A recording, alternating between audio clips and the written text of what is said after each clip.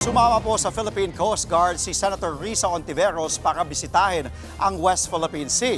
Sa unang pagkakataon, personal ding nakita ng senadora ang artificial island na itinayo ng China sa Panganiban Reef sa Palawan. Nasa frontline ng balitang yan si Gio Robles.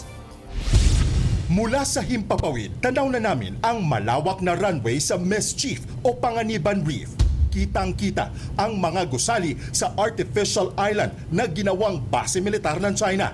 Nakita yan mismo ni Senator Risa Hontiveros na sumama sa biyahe ng PCG patungo sa Kalayaan Island Group. Mula sa dating maliit na struktura na itinayo ng China noong 1995 para silungan umano ng mga mangingisda. Ngayon, isa na tong malawak na isla na kumpleto sa pantalan, radar facilities at mga hangar. Nasa 130 nautical miles lang mula sa Palawan ang Mischief Reef. Ibig sabihin, pasok yan sa ating 200 nautical mile exclusive economic zone. Kasabay nga ng ating MDA flight ay ilang beses na radio challenge ng mga barko ng China sa sinasakyan nating aeroplano ng Philippine Coast Guard kung saan kasama rin natin sa biyahe ang Senadora Risa Hontiveros. Hindi kalayuan sa Mischief Reef, natanaw naman namin ang Ayungin Shoal. Pagkahawi ng mga ulap, unti-unting lumitaw ang BRP Sierra Madre, ang nagsisilbing outpost o bantay ng Pilipinas sa bahaging yan ng West Philippine Sea. Gamit ang radio communication mula sa eroplano ng PCG, kinamusta ni Senator Hontiveros ang mga sundalo na nakadeploy sa Navy vessel.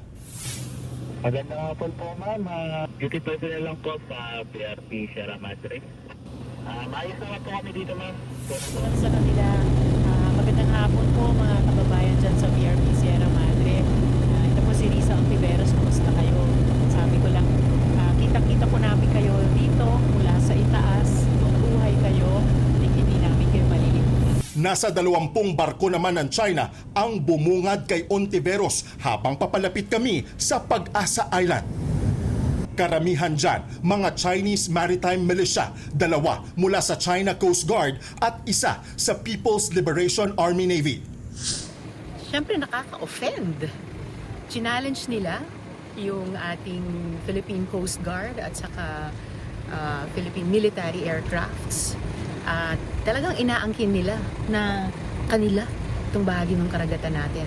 Ito ang unang pagkakataon na bumisita si Hontiveros sa Pag-asa kasunod ng umiinit na debate sa ating soberanya at seguridad sa pinag-aagawang teritoryo. Kasama ng senadora si PCG spokesman for the West Philippine Sea, Commodore J. Tariela. Muling iginiit ni Hontiveros ang paninindigan na hindi dapat isuko ang isla.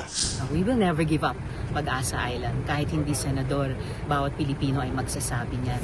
Ayon naman kay Tariela, bukas pa ang imbitasyon para sa ibang senador at kongresista na bumisita sa Pag-asa. Anya, makabubuti ang pagbisita ng mga opisyal ng gobyerno upang mas maintindihan ang tunay na sitwasyon at ang halaga ng pagtatanggol sa WPS.